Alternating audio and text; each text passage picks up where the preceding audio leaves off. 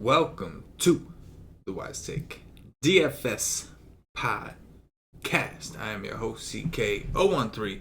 You can find me on Twitter at CK_013. And I'm joined once again by one of Wise Take's finest DFS analysts, Mr. CashinDFS. You can find him on Twitter at CashinDFS. Cash, busy weekend as usual. You got the golf going. You got the NASCAR going. A little bit of baseball mixed in there. How was your weekend, bro? I mean, all in all, it was pretty good, I guess. Yeah. I did a whole bunch of nothing on Saturday, which that was really good. Yeah, man, I was talking to Paulie. I know like you and Paulie do the golf shows, but only the Wise Take Nation members would know that. But anyway, you and Paulie do the golf shows, and I know Paulie had a decent lineup. He ended up doing pretty good in a specific tournament, and he told me flat out, he was like, Cash crushed the Y stream. So shout out to you, man. It sounds like you had a pretty damn good show with Paulie, and you got a lot right, man. I know that your results, like, it sounds like you won, but you maybe should have won more considering how right you were. But hey, at the end of the day, at least you gave some good information out there, man. Yeah, I mean, I should have won more. Right. That's for sure. I didn't play a lot. And I should, because usually I do really well on bad fields. Mm-hmm. But, yeah, Paulie made a team on the show, a cash team, off of what I was saying. And it did really well, like 500 and something. Yeah, got sixth place in the tournament. Yeah. So, yeah, got a lot right. Almost won the FanDuel Donkey and NASCAR. Tied with like 93 other folks because NASCAR decided to have whatchamacallit. I can't even think of it. The testing, whatever the hell. I can't even think of it. Qualifiers? No, they tested after qualifying, and these guys went to the back, and they were just uber chalk. Right. So it was super chalky week. But, I mean, I won money there, too, but I ended up falling to third place, which was 80-something. Yeah. 80-something place. Right.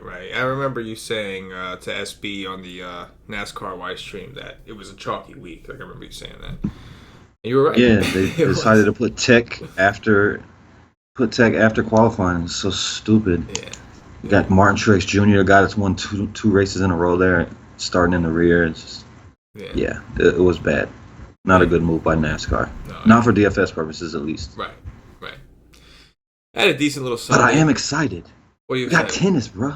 Tennis? Don't tell me. I love tennis, dog. Oh, my God. You got to be kidding me. Oh, my God. I love fucking tennis, bro. Oh, my God. If there was a DFS croquet, you would be in it. You'd be all in, bro. Like that isn't incredible. There is a tennis. That is true. I'm like so excited. I've been waiting for it. I love to watch tennis, and I'm gonna have to watch way more. Oh, my wife is gonna hate me. Kids are gonna hate me, but they hate me already. Fair enough. I had an interesting Sunday, man. I ended up winning 1,600, which it was the worst 1,600 I ever won. And I don't want to sound snobby. I'm grateful that I won. But, dude, I thought I'm sitting here winning 20 G's and a $55 donkey on DraftKings. I'm 4 points out of first. It's looking glorious. It's the 8th inning in the Cubs game. And this guy, on Twitter, man, I bashed this dude. I even posted his picture. And I said, this is the face of a loser. I went in. This guy's name is Dylan Maples. You suck, bro. You are the worst pitcher in the MLB, bar none. Was a part of the worst inning I had ever seen. And, I've had bad losses, don't get me wrong, but this was bad, man. Let me just read you off this inning. So this guy comes in, he gets a ground out to Grossman, he gets a strikeout. Then he gives up a ground rule. So, hold on, he started with 2 outs? Started with 2 outs, my man.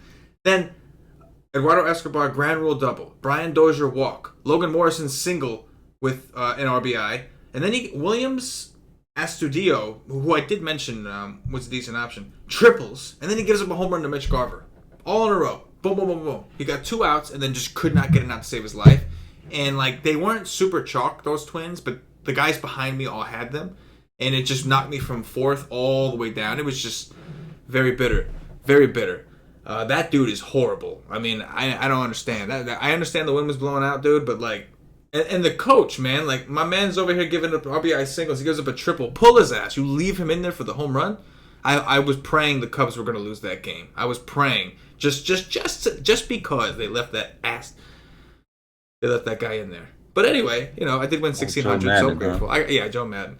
I did calm down though. I calmed down later on. Twitter always is good for that. You bash some things and you get some stuff out of there. And then like news comes later. We found out LeBron went to the Lakers, right? We found out some interesting news, and then you kind of just like, I did win. I'm being spoiled. Let me just calm down.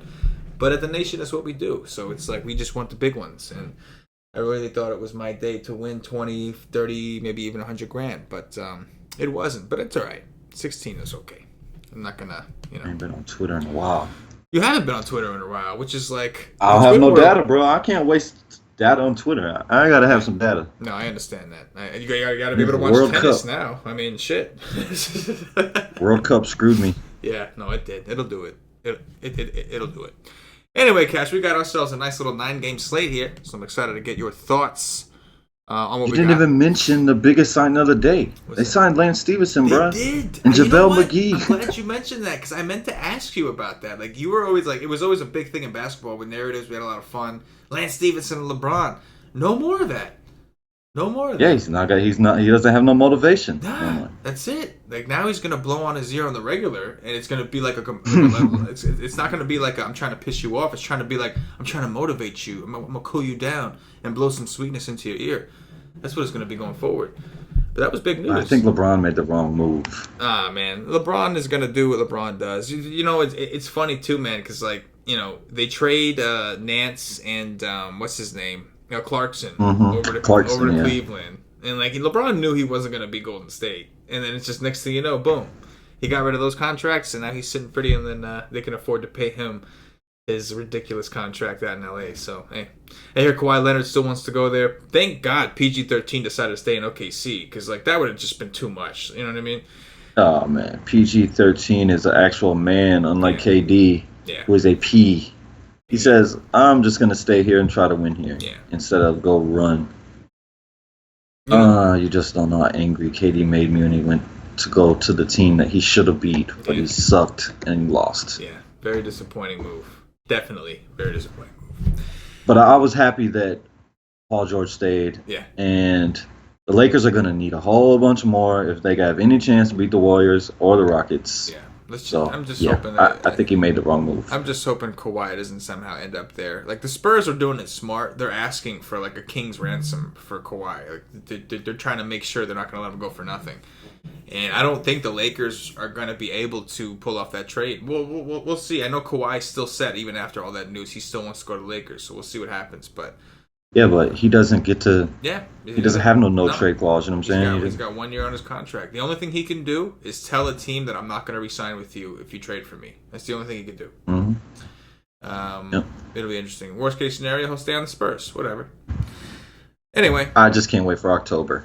Yeah. Oh, yeah. It's going to be a lot of Basketball is my life, as you know. It's going to... Yeah, I do. It's going to be a lot of fun. I'm excited for basketball to come. We had a great basketball season. I'm excited for it to come back. Although I am enjoying baseball, man. I'm having a very, very profitable baseball season, so I'm excited.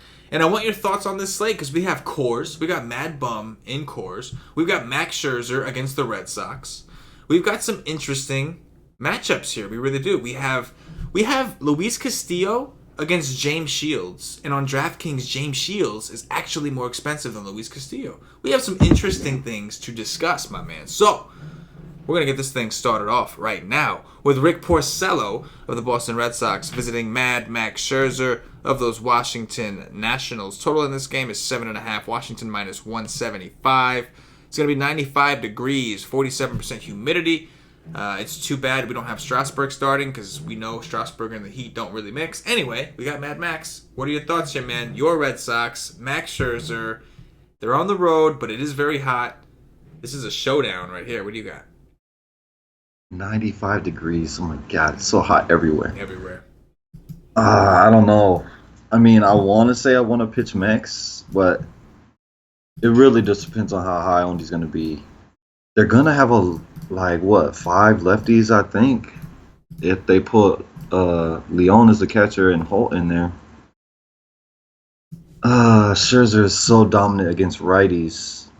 So I'm not trying to pick on him with not even Mookie Betts, JD, none of them. I don't know. Max Scherzer has not been very good. Like, he hasn't got a 30 in a little minute here. He's 13-3. He's playing one of the best offenses in baseball. It's 95 degrees.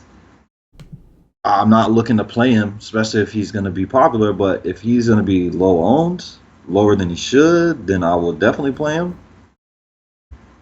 But I don't necessarily really like it much. And Porcello, I'm done playing that guy. He was very good to me earlier this year, but I'm not playing him anymore. And he's going to see a ton of lefties. And I will be interested in Washington, I think, today. Yeah, man, they exploded the other day against Philly. We were waiting for it to happen. Yeah, no. I liked Pavetta that day. Yeah. And before that, we were waiting for it to happen, the eruption, and it finally happened. And of course, it happened when all of us kind of backed off a little bit. Like, we were all like, okay, maybe no, maybe this isn't the spot. And unfortunately, it was. They went bananas, and then they went right back to sucking the next day and ended up losing an extra innings today, actually.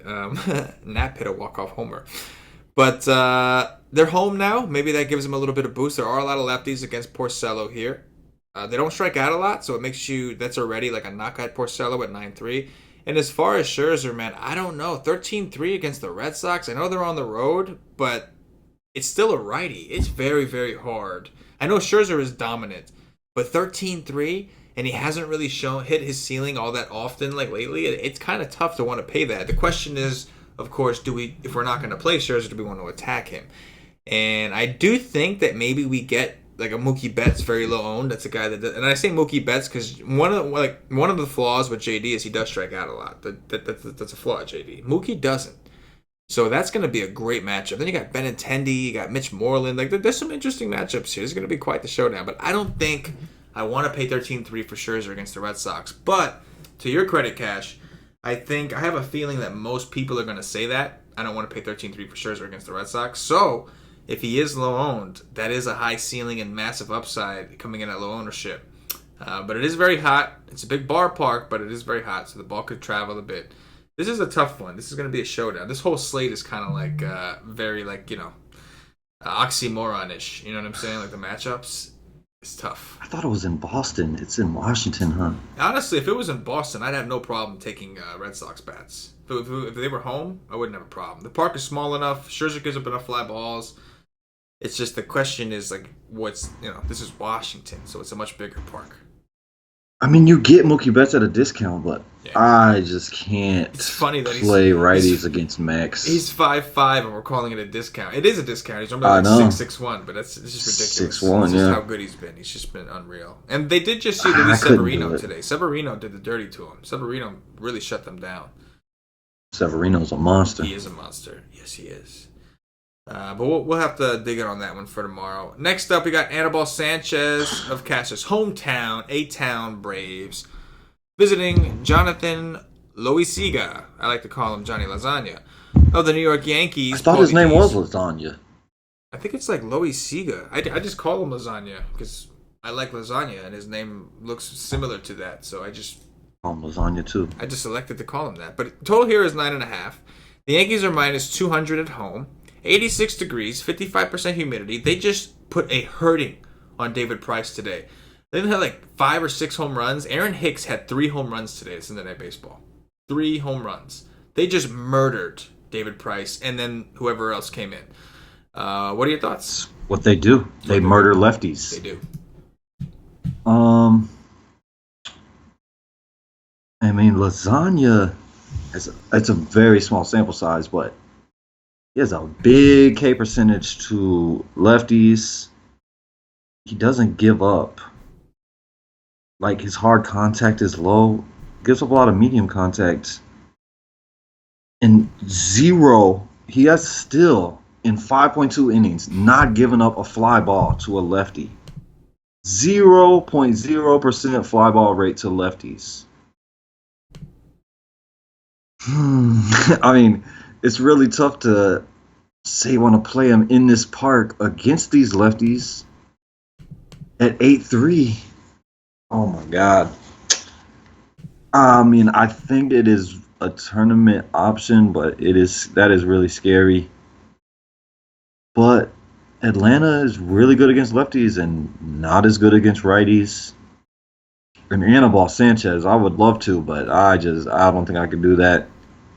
Don't think I could do that against the Yankees at home. I'll pass on that. But do I want to stack the Yankees against him? Like, with Coors on the slate, but there's two good, decent pitchers in Coors. Is the Yankees going to be popular against Anibal Sanchez? Anibal Sanchez is striking guys out this year. The guy's been good. Yeah, he's particularly been striking out lefties, it looks like. Small sample, obviously, with Anibal. He was hurt for a while, but he's got a 17.8% K rate to righties and a 29.8 to lefties, which is kind of weird. He throws like everything. This guy throws like 6 different pitches. He throws a little bit of a curveball. He throws some sinkers. He throws a splitter. He throws a cutter. He throws a slider, a changeup. Like, do guys still think Anibal Sanchez sucks? You know what I'm saying? Because last year he was getting beat around. You know what I'm saying? Yeah. Anibal Sanchez has been way better this year. Even if they don't think he sucks, it's the Yankees at home, and for anybody that was watching Sunday Night Baseball, like they're gonna want to play the Yankees against Anibal Sanchez. After the way they just pounded David Price, it's going to be hot and humid again at Yankee Stadium. It's going to be tough to not like some of these guys, like Didi Gregorius, Greg Bird, Aaron Judge, Gardner. It's going to be tough not to like some of these dudes. Even Gleyber batting ninth. I do think the Yankees will garner some ownership, but we do have Coors. The problem with Coors is you got the Giants on one side, a team that people don't like to play, and then you have Mad Bum pitching for the Giants. So like people aren't really going to want to play the Rockies either. So I do think that we could see a decent amount of ownership come here to the Yankees against Anibal. I do. Do you like them as popular options? I like some of them. I don't like everybody. I do like some of the guys. Like I do like Aaron Judge. I think he's just hot right now. I do like Didi. Hicks I think is going to be absurdly popular because he just hit 3 home runs. And so he had 3 homers. He went triple dong today. Triple dong today, yes. He went triple dong today. So I think he's going to be crazy popular. He's only 4.3. He's not even expensive. So like he's the one guy that I would like to avoid. Just I know he's hot. You don't want to, but like just from ownership, like he's the guy I would kind of want to avoid. But I don't know, man. It's first look, of course, I like the Yankees. They're implied for 5.6 runs. It's hot and it's humid. It's Yankee Stadium. They're home. It's Anibal Sanchez. But like you said, Anibal's been decent. So would it surprise me if they busted his chalk? No, it would not, you know. And I do think they will be pretty damn popular. So that's another. I mean, if the stack is going to be 30% or more on this slate, I think it's worth a fade. I mean, trying to win tournaments, can't just stack up a whole team that's chalk. Right. No, I agree. I do think Albies and Freeman are interesting on the Brave side. Freeman hit a home run today. We got the short porch out there, so it's a decent ballpark for him. So I think Freeman and Albies are interesting, but I do think obviously this Johnny Lasagna guy he's pretty good. So, but you know the Braves are tough, man. They're very, very tough. They don't strike out. They're gonna put the ball in play. It's hot and humid. If they put the ball in play and it goes in the air, one of those guys puts some power into it. There's a good chance it goes over that fence, that short porch out and right. Next up, if you had to pick one, you would play Lasagna over Sanchez, correct? Yes, I would. And I mean, Sanchez is 6'3", but like the Yankees at home are just so tough to. I know. You know, so tough to play against. James Shields of the Chicago White Sox visiting Luis Castillo of the Cincinnati Reds. Total in this game currently sits at 9.5. Cincinnati minus 180 at home. 84 degrees. We have a 30% chance of precipitation, which kind of sucks. 75% humidity, so it's a great hitting environment assuming the game plays. I pitched Matt Harvey today against the Brewers, and the rain screwed him, man. He had I got a 27 for Matt Harvey on DraftKings, even with the rain delay. He got pulled after like 80 pitches because it rained in 5 2/3. He was about to go out there and smash City, and he did smash City. He was 4-3, but he was about to go out there and ruin other people's lives. You know what I'm saying? He was ready. What are your thoughts here? Been a totally different pitcher once he left your Mets. He did, man. His velocity is back. The guy looks good. But James Shields, like, I know everybody thinks James Shields really sucks. but he has changed this year. Like, he's changing his release points, and he's had some good games. I don't think he's gonna come in here and throw a gem or nothing. But, I think Castillo, if there's no weather here, if it's not gonna rain, I mean, he's got to be chalk at 5-7 against the White Sox, even in this park. Even if he's been bad, if he's not chalk, I'm gonna play him because these White Sox can be terrible. I love that Garcia's back. I love that guy, but he's much better against lefties. Moncada is a great play against Castillo. Oh, man. And I don't want to stack against James Shields because everybody loves to stack against James Shields, and I hope he has a good game. Pray he has a good game. What do you think about Castillo against these White Sox? Like, these White Sox give pitchers unbelievable upside on the regular. I love it, man. Do I think it'll be popular? Yes, I do. But I still like it. I think that the SP1... But the rain, if there is rain, that will scare people away. Yeah. And if that's the case, we're probably going to... I don't know what the weather forecast is exactly, but we're probably going to be hoping for, like, delay the start. Like, don't even start, just delay it, and then wait for everything to pass, and then go scot-free, hopefully. But at 5-7, it's very hard not to like Castillo against the White Sox. The White Sox, like, they've been hot, but they were in Arlington. Everybody gets hot in Arlington, you know, and they got to play some lefties. And that's the thing about the White Sox is they got their lefty masters back. Like, Avisel Garcia is one of their best left-handed hitters on their team. Like, last year, I only played him against lefties. So, Matt Davidson, he's been hot. He's been red hot. He's homer, and then today he put like 19 DraftKings points up. He's been red hot. So, I still like Luis Castillo. I think I understand at Cincinnati it's a good ballpark, but I think Luis Castillo is the best pitcher that they're going to see, that they've seen over the last few games, I should say. So I do like him at 5-7. There's upside. I mean, even if he gives up a couple home runs, you got to figure he's going to get, like you said, like the White Sox present strikeouts to you. So you got to think his floor is decent with strikeouts here. As far as the Reds, man, like I think they're starting to quietly get their shit together. And they really don't strike out. And, like, that's the kind of team that James Shields typically, like, can squeeze by against is teams that strike out. They'll just swing at bad pitches. The Reds just aren't really one of those teams. I think they may have some interest in the Cincinnati stack. The problem with James Shields is, again, he's another one of those guys. He's a veteran. He just throws all kinds of pitches. But I think Scott Schebler looking pretty good. Eugenio Suarez having a good season. Scooter Jeanette's been very disappointing to me, and his price is high. Joey Votto is a little disappointing in the power department, but I think these guys are starting to get it going. I do think that they're going to pick it up as the season progresses. So I think I have some interest here in the Cincinnati Reds as a potential pivot off of one of the chalkier Yankees or whoever else is going to be the chalk. I would normally say Coors, but I really don't think it's going to be all that popular, except maybe the Giants side, maybe, against Kyle Freeland, but I don't know. I mean, I think I like the White Sox stack more because of ownership reasons, you know what I'm saying? Because I think Castillo is going to be, if there's no weather here, I think he's going to be the highest owned pitcher on the slate. He's got to be. And he should be. Yeah. But Castillo, we know, this man can go out and give up massive power. Like, he can go out and get crushed. There is no doubt about that. Yeah. So these guys can't hit home runs. Tim Anderson is another guy that's been really hot for a couple weeks now. He's been good. So I think I have more interest in the White Sox than the Reds, but it's only for ownership purposes. Interesting. For sure. Next up, Cash, we got Nathan Eovaldi. All 8-7 of them. Visiting Wai-Yin Chen, the lefty from the Miami Marlins.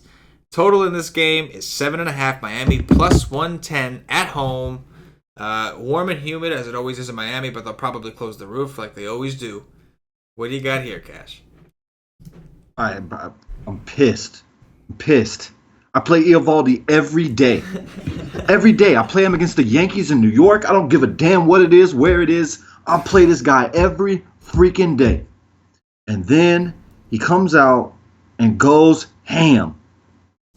And he's not even on the slate. Dude went for 33. I play him every single. All these other starts you see, I play this asshole.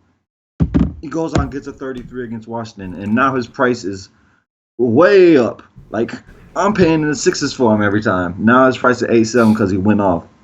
Dude throws hard. Dude throws really hard. I'll just watch him, and I'm like, I'm going to play him. I'm going to keep playing him. But now he's 8-7, so it's a great park. I think he has big upside here. It just really pisses me off. Because I played him every day out. And Chin sucks.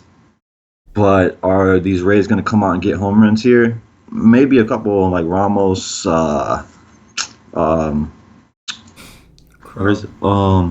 What's his name? Crone. Crone is hurt? Is he hurt? I don't know. I don't see him projected lineup.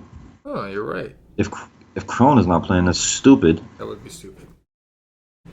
But yeah. I just don't know. Like, I don't like to play guys. I don't think they're going to get a home run. Ramos, I think, get home out of here. I know Crone can, but he doesn't play. That kind of sucks. And then on the other side, it would probably only be Justin Bohr, maybe Dietrich. But Eovaldi, I love the guy. Yeah, man, he throws really hard. I mean, his average fastball velocity is over 96. Like, that's not, you don't see that very often. It's the Marlins, so I'm cool with it. They've been striking out a little bit more. They did give Jacob deGrom a hard time, so they still have it in them to be that pain in the ass team with Realmuto back. What worries me here is the price on Eovaldi.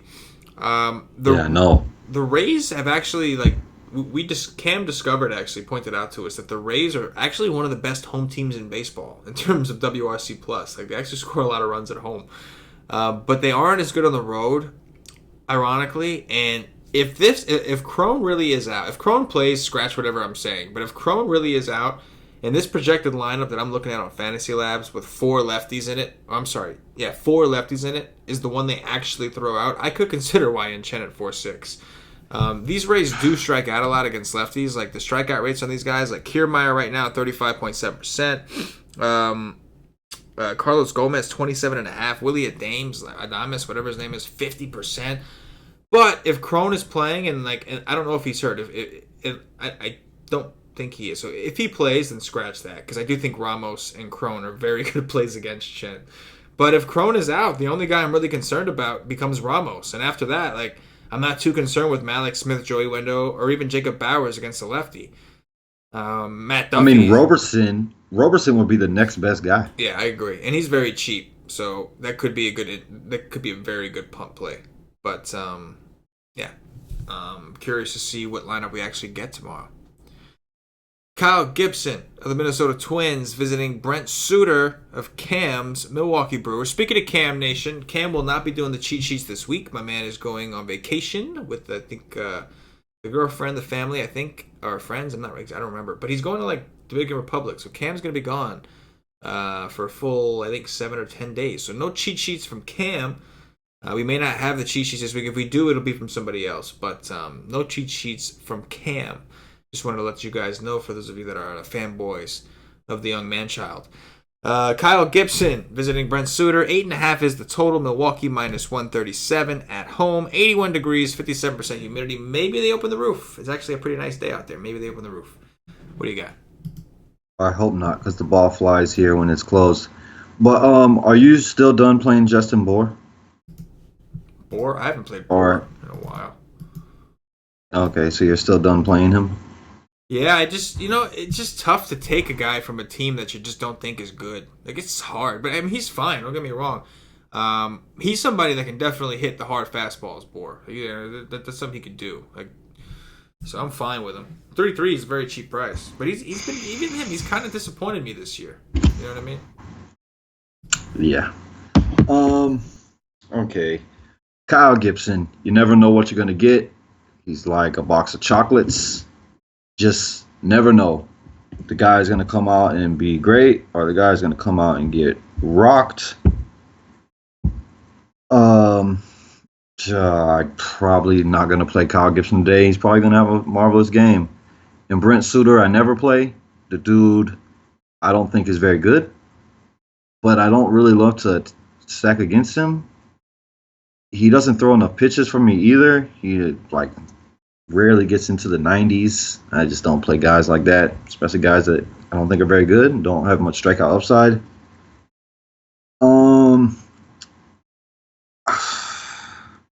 I like Aguilar. I like Aguilar every single day. That kid is so good. So good. Love that kid. But other than that, I don't really love much. I don't play Eric Thames often because I play Aguilar. But yeah, Eric Thames, Aguilar, and Shaw are probably the only three guys that I would play for them, and I'm not playing Shaw right now either. Yeah, it's funny, man. The Brewers really weren't striking out a ton this year. And the minute that they lost Kane and Yelich together, they're going right back to striking out a ton. Tyler Mahle had like 12 Ks against this team. Yeah. Matt Harvey had, but he wasn't just like going. Harvey was striking these guys out. He had like 6 strikeouts or something like that in 5 2/3. So I think there's merit to Gibson, who was just chalk against the White Sox and got blown up. So I think maybe some people have a bitter taste in their mouth about him. And I don't love playing Kyle Gibson, but his price did come down to 7-8. He's got this Brewers team that's been kind of cold. Cam has always told us about the Brewers that when they're very streaky. When they're hot, you play them. When they're cold, you fade them. And so part of me wants to think Gibson is in play here. It's not a good ballpark. I'm aware of that. And it's very scary. Eric Thames, Travis Shaw, and Aguilar are just monsters. Braun even hit home run today. And they got Keon Broxton back. But Keon Broxton, as good as he may be, as much upside as he may have, he also strikes out a ton. VR strikes out a ton. Oh, yeah. VR strikes out a ton. Fame strikes out a ton. Brad Miller, who's been playing in place of Yelich and Kane in that situation, strikes out a ton. The guys who don't strike out a lot are Yelich and Kane. So with them gone and the replacements in, they do strike out a lot. So I think Kyle Gibson may be in play. As far as Suter, this would normally, I would normally think this is a good matchup for him, but it does seem like maybe the Twins are starting to finally come around here against lefties.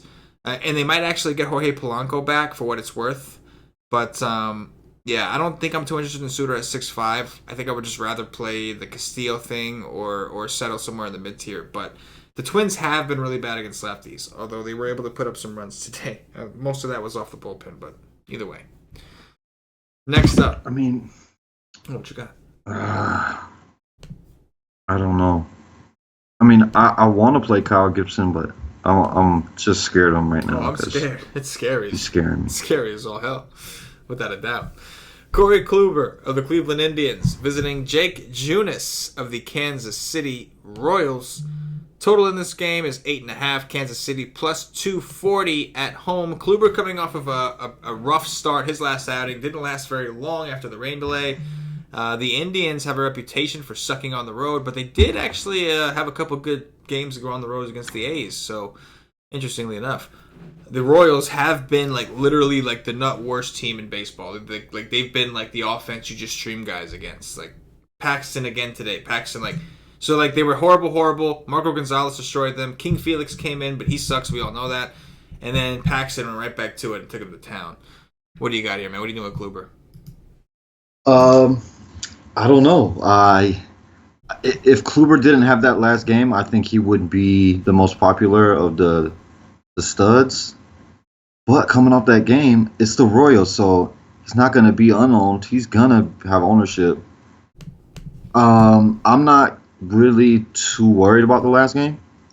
Sometimes pitchers, when they're coming off of a delay, some of them are just weird. They're creatures of habit. They get into a habit, and when they get a long rain delay, hour rain delay, whatever it was, just come out and not be good.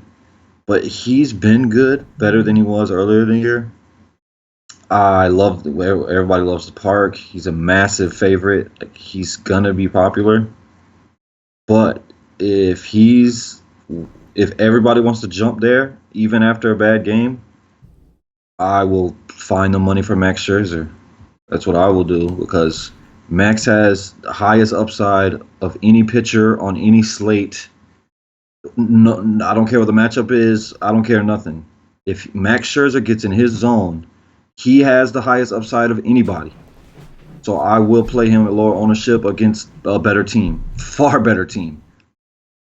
But you gotta love Kluber today. I don't want not one single Royal. Junis will give up power to righties, so I would rather play the righties. But I mean, Lindor Ramirez is the best bets. E5, he could go out and double dong. He's gonna see a ton of lefties. They're gonna load up on lefties. Like the only righty in there is gonna be E5 probably. Yeah. Cleveland doesn't have a lot of lefties. Like everybody's a switch hitter. That's like part of their criteria to make their teams. Yeah. You got to be a switch hitter. I agree with Junis. The righties typically are who we want, but he does give up more fly balls to lefties, and he still gives up a 36% hard contact rate to lefties. I'm sorry, 38% hard contact rate to lefties. So it looks like on a results basis, the righties have actually hit for more power, but it looks like the lefties are capable. He also strikes out a lot less lefties. So the Indians are fine. It's just a matter of, do you want to play them on the road? Do you want to play them in this ballpark? It is going to be hot and humid. There's a plus. And again, these last couple games in Oakland, another bad park, they were hitting a little bit. So I think Lindor, Ramirez are always fine. It's just the full stack. Do you want to do that? And that's the question. Corey Kluber, 12-5. Very expensive. Corey Kluber, 12-5 is tough coming off his last game, but the Royals have been that bad. I had mentioned my concerns with Corey Kluber, and that is his swinging strike rate, which he did get up to 11% all of a sudden somehow. It was like 10 something, and he only pitched a couple of starts. I don't know how that came up. But in comparison to the other studs out there, like the Paxtons, the Scherzers, even the Mortons, the DeGroms, like Kluber's swinging strike rate is way less than all those guys. So there is a little bit of concern. Like it kind of makes sense. But, I mean, the Royals have been the worst offense in the league, man. It's just literally like King Felix is the only guy they hit. Everybody else, it's just like stream pitchers against stream pitchers against the Royals and make all the money. That's just how it's been. So it's definitely tough. I would imagine Kluber maybe has a higher floor here because it is the Royals, a bad team. But I agree. I think Scherzer has the higher ceiling. If Scherzer's on, even if he's able to do what Severino did today, he's going to have a much better park. Scherzer can absolutely blow Kluber out of the water, even though, Scherzer's just better than Kluber. I think Kluber's good, don't get me wrong. I'm not a Kluber hater, but Scherzer is the best pitcher in baseball. It's just, come on. Yeah, Kluber was in the discussion last year. What? No, right. Man, he's fallen off this year. He really has. He's better than what's his face in LA, Kershaw, but he still is not up there. Right. Like. There's a tier. There's a tier that's above Kluber, and his teammate is in that tier. Bauer is a better pitcher than Corey Kluber, 100%. Yeah, Bauer is just doing great things this year. Now we got Coors. Madison Bumgarner of the San Francisco Giants visiting Kyle Freeland of those Colorado Rockies. Total in this game currently sits at 10. Colorado plus 110. At home, 92 degrees, 13% humidity. Mad Bum has now strung together 2 good outings in a row, but he's 11-3 on DraftKings. You're not even getting a discount here. What do you think? There's no way I'm pitching Mad Bum. No way in hell. He just faced this team in San Francisco. Like, I don't like guys just facing the team, and now he gets to go from the best park to the worst park. He's been better. Like, he's been good 2 games in a row, one against San Diego, one of them against these Rockies. No way in hell I'm playing Madison Bumgarner at 11-3 in Coors. I think a lot of people say that. He should be very low owned, and he should be very low owned. Like, Castillo should be high owned. Mad Bum should be low owned. And I don't play Freeland in this park either. I only play Freeland on the road. But I like Posey's going to be popular. Everybody will look at what Posey does in Coors, and I don't play Buster Posey ever. I'd rather get shot in the knee. I don't play Buster Posey. I can't stand him. But McCutchen is interesting. That's probably it. Like, Longo isn't there. Like, Longoria's not there. You could play Crawford, lefty on lefty, low ownership. He hits lefties well. You could play Belt too, but I don't know. I don't really like it, but I like the Rockies side. The Rockies are expensive, and while nobody's going to play Madison Bumgarner, a lot less people are going to stack against him than they would normally in Coors, and these guys are expensive. Arenado is almost 6K. Story is 5.2. Blackman's 5.4. So I like the Rockies. That's like the key, man. We have Coors here, and like people will play the Giants. Like I think the Giants will be up there with the Yankees and all those other teams in ownership for offenses. But people are not going to play the Rockies, and like you have a choice here. Like you can get the Boston Red Sox, a really good offense at low ownership against Scherzer, or you can get the Colorado Rockies, a really good ownership against Mad Bum, who one is it's 92 degrees here, bruh. 92 degrees. It's Coors, and despite the outings, despite the 2 games he's put together, he still only has an 8% swinging strike rate.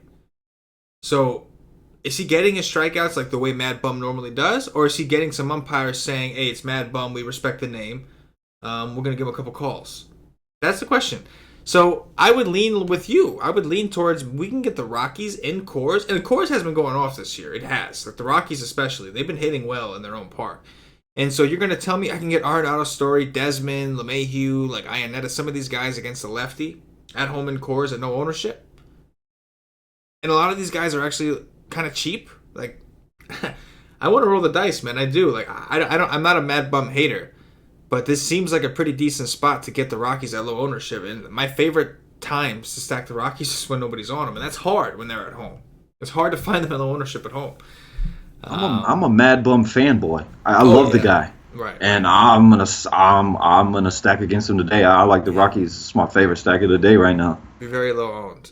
I mean, think about this: Madison Bumgarner versus Kyle Freeland, and Mad Bum's only a $1.20 favorite. It's it's for perspective. You think of how good of a pitcher Mad Bum is. I wish that DK gave us the discount, so then Mad Bum got actually maybe got some ownership, right, and then it would lower the Rockies even more. But I mean, I don't think that people's gonna go to Madison Bumgarner, and I don't think they're gonna be trying to attack him either. This is really making you realize like how popular the Yankees will be tomorrow. Like this is really pointing it out. Like the Yankees should be crazy popular tomorrow. Next up, we got Carlos Martinez, C-Mart of the St. Louis Cardinals, visiting Robbie Ray of the Arizona Diamondbacks. Total here is 8. Arizona minus 148 at home. 104 degrees. They're going to close this roof. You know they're going to close this roof. What you got, man? Well, Carlos Martinez has fixed his walk issue the last 2 games. He struck out a lot of Indians. Had a good game, but am I gonna play him off of that? Hell no. I'm definitely not playing him. He struggles against lefties. John Jay, Lamb, Peralta, Descalso, Marte, Jared Dyson will all be in the lineup. So he's gonna see all lefties except Goldschmidt, one of the best hitters in baseball, and whoever they play at catcher. I don't know if it's gonna be Mr. Murphy. Or I hope it's not Mathis. I don't know why he's in baseball because he sucks. He does suck. He's good. He's good defensively, but at the plate, he's awful. He's the leader of the death squad lineup. Yeah, he's terrible. And then on the other side, I want to look at Ray's game. Like, was he getting hit hard, or you know what I'm saying? I want to look at the game. 9-9. It's tough to play him because we know he can give up hard contact to righties. But like I told you last night, I played the Fires kid from Atlanta against these guys, and he just crushed them. Freed, Max. Yeah, Freed. That's right. That's that dude is good. So we know they can get dominated by a lefty, and Ray is very good lefty, but it's scary. It's scary. You gotta have balls to pay 9-9 for him. That gives up a lot of hard contact to righties. No, I completely agree. Ray has a ton of upside, and I think people will come here. I think Ray will have a decent amount of ownership because of his price. He's so much cheaper. Like, think about it. People aren't going to be dying to play 13-3 for Scherzer against the Red Sox. Kluber's been inconsistent, but I think Kluber will probably be the most popular SP1. And I think some people even try to pair Kluber with Robbie Ray. I've seen people doing double pay-ups. That's been like a trend I've seen lately. So I do think Robbie Ray will get a lot of ownership. And if he's going to be popular, it's tough. It's tough to say. I played Fulte against the Cardinals today in one lineup because of how bad the Cardinals lineup was. But their regular lineup that they should be putting out, you got Tommy Pham with a 15.3% K rate to lefties, Jose Martinez 13.2%, Ozuna 14%, Molina 15%, Gallardo 11%. But this is Robbie Ray. He's got above average strikeout stuff. Problem is, like you said, he gets hit really hard. His hard contact rate is like 46% this year.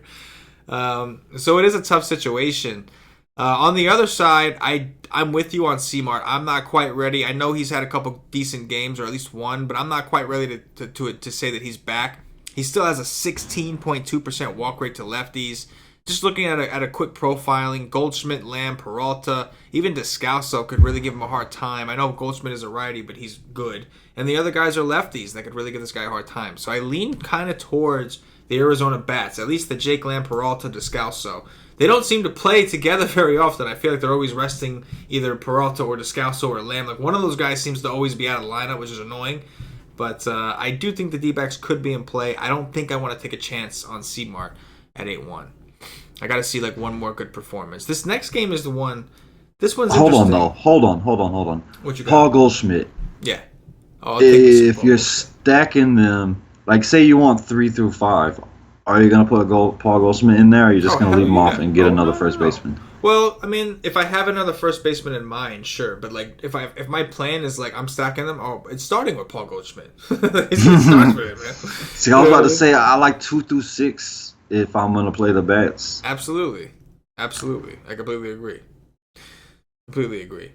All right, next up, we got Nick Kingham of the Pittsburgh Pirates visiting Alex Wood of the Los Angeles Dodgers. No total or spread. It looks like we were a little late to get the pitchers out, so there's no Vegas information. But it will be 74 degrees, 53% humidity out in Patio Joe and Johnny's homeland of Los Angeles, the new home of LeBron James and JaVale McGee and Lance Stevenson. There you go. I can't leave those guys out. Don't leave Lance Stevenson out. Don't leave Lance out, I know. What do you got? Yeah. Mr. Kingham against this squad right now, I will pass. No, like he gives up fly balls to lefties. Not tremendous power, but I'm not playing him. Like what's his strikeout percentage to lefties? Not very high. Where is he? Oh my God, it's the lowest on the slate. It's only 15.7. Yeah, I don't like him. And Alex Wood is a lefty against the Pirates, so he's interesting. I do like him some. It's just, like, he's not gonna throw 100 pitches. So I mean, just throw that out the window. That's not gonna happen. Which always sucks because I want guys that I think could get to 100 if they're going. He could be throwing a no-hitter. They're probably going to pull him at 90-something pitches. I don't know. All I know is Gregory Polanco is on fire. I just played the dude at 1%. He got like 20-something. He's going for 20s almost every single day. So I like him. He'll be 1% on this slate. Maybe less against a lefty. That's my only bat I like, because dude's going off every single day. And Alex Wood is interesting, and I do like these Dodgers. Max Muncy is a beast. The guy just came out of nowhere. I didn't know who the hell this guy is, and just home run. Every day home run, strikes out too. But he hits home runs. That's all. He could strike out 5 times, and if he has 6 at bats against 1 home run, you good with me, bruh. Jock Peterson, Bellinger, just gotta love them all. I'm not playing Grandal right now. He got to do something before I'm gonna play that asshole again. But yeah, 1 through 5, give me them. Chris Taylor, whatever, all of them. Puig, all of them except Grandal. Yeah, I completely agree. No interest in Kingham. I like the price, but I don't like the matchup at all. Kingham is dominant against righties from a strikeout perspective. Although he does give up a lot of hard contact to righties. But to lefties, man, it takes a huge dive. Like from 30% to 15% is pretty drastic. Yes. So the Dodgers not only do They have a lot of lefties, but my favorite hitters from the Dodgers are lefties. Jock Peterson, Max Muncy, Cody Bellinger, even Grandal, who is struggling, but he's still going to bat from that side of the plate. And then you got Justin Turner, who actually hits righties better. You've got Chris Taylor, who's for the most part hit righties better. Yasiel Puig only hits righties, it seems. It's going to be a tough night for Kingham. And Alex Wood at 8-9. Paulie has gotten me on the attack Pittsburgh with lefties train. I think Paulie said over the last month, the Pirates are ranked really high. I forgot exactly what, but really high in the league in strikeouts to lefties. They're striking out.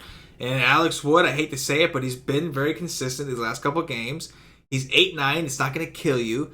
Of course, you're worried about Dave Roberts, and I've been Dave Roberts way too many times this year, but I think Alex Wood is definitely in play against Pittsburgh. I think I'm with you, man. I like it. I like the Dodgers bats, and I like Wood. I do. I like Wood. How about that? And every time anybody says a lefty against the Pirates, I want to hang myself. Because I should have played J.A. Happ against them, and I didn't. Oh, my God. Oh, I'm such a P. Oh, no.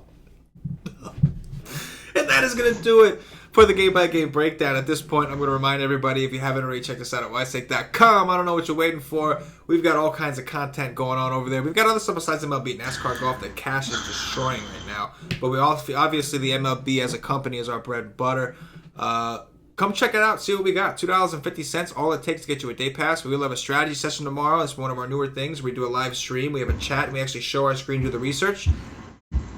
It's been very popular. Our members have enjoyed tremendous amounts of success since we've started doing that. That'll be around 1 p.m., 1:30 p.m. Eastern, somewhere in that range. Check the Twitter at wise_take and get it up to date. We've also got the expert poll. 3 or 4 of our analysts will literally answer 8 key questions for the slate. Cash game pitcher, GPP pitcher, just to kind of get everything in one place for you to compare your thoughts with theirs. Also, our man Cash here wrote a GPP article. Johnny the Freak on the Cash game article. Of course, no cheat sheet, or not from Cam anyway. I got some in my throat, bro. I can't even get through this. $2.50, all it takes, get you a day pass. Come check us out. Rock with the nation. In the meantime, Cass, let's do some top threes. Who are your top 3 pitchers tomorrow? I think you should say Kluber, but I'm going to say Max as my number 1 pitcher. And then I'm going to say Alex Wood. Then I gotta say Castillo, but I definitely might be on the fade train. If dude is gonna be uber chalk, 40%, I'm just gonna fade a guy at 40%. I'm just gonna do it. I don't think he's elite, so I'll fade him. I hear you, man. Mine's gonna go a little off the board. I'm not gonna go with any of the top tier guys for now. We'll see where I end up tomorrow, but for now, I'm gonna go Alex Wood.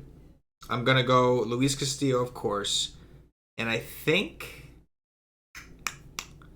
I'm going to go with Kyle Gibson, man. And just hope that I can stack up Coors or the Reds or somebody that's expensive. And just, I'm going to try it. Top 3 stacks. Who you got? Rockies. Arizona. And the Dodgers. Oh, I like that. I'll go with the Dodgers. I'll go with the Rockies as well. And I'll go with the Reds against James Shields, brah.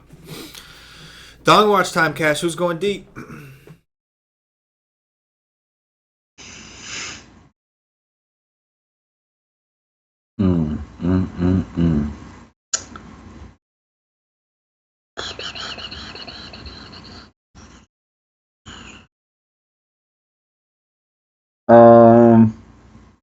Bryce Harper. I like that call. I'll go with Scott Schebler. Daniel Descalso. I'm going to take your boy right now, Max Muncy. And I'm going to say Trevor Story. Oh, I like that call. Dare I say it? I won't even do it. I'll go with Goldilocks against C-Mart. Gonna be tough, but I'll go Goldilocks. And that is gonna do it, Nation, for the Wise Take DFS podcast. If you're watching on YouTube, please click that thumbs up, subscribe to the channel. If you're watching on Facebook, give us a like and a share. Support the Wise Take Nation. If you're watching on Twitch or Twitter, give us a follow. Give us a retweet. And if you're listening to us on Podbean or iTunes, give us some 5-star reviews. Help us up those charts. It really means a lot to us. Whatever platform you're using to watch or listen to us, it really means a lot when you show us some love, you give us some feedback, and you do all the good things to help us grow as a nation. It allows us to keep doing these free shows. So do us a favor. Don't be an a-hole. And do the right thing. Show us the support. Show us the love. Because you know you love the show. That's why you watch it every day. And we want to keep giving you this show every single day. But you got to show some love back for it to stay. My hands, Cash, are just jacked up right now, bro. They're just jacked up. I had to mow my lawn today, right? For the first time since moving into the new house. And SB let me borrow his lawnmower because I don't have one yet. And one of his blades is just dull. Like, completely dull. The way my father-in-law put it is, I wasn't cutting the grass, I was pulling the grass out, is basically what I was doing. So, like, if I left it flat, like, the blade was too low. If I left it flat, it would just shut off. So I had to literally pop a wheelie and push that bitch around, popping a wheelie the entire time. I got blisters on my thumbs. I got bruised. My whole hands are bruised up. Like, I can't even, like, give somebody a high five right now. It's bad. Why am I telling you this? Because I went to press a button, and I couldn't do it because my hands are jacked up. Any closing thoughts for the Nation Cast before we get up out of here? Yeah. I think he needs a new lawnmower. And I think it's funny that me and you both said a Diamondback, and the two most likely Diamondbacks to hit a home run off of Martinez, neither one of us said Jake Lamb and Peralta. But we're both a-holes. And we said Descalso and Golden. We did. That is true. We are a-holes. So, for CashinDFS, for myself, the entire Wise Take Nation, as always, good luck.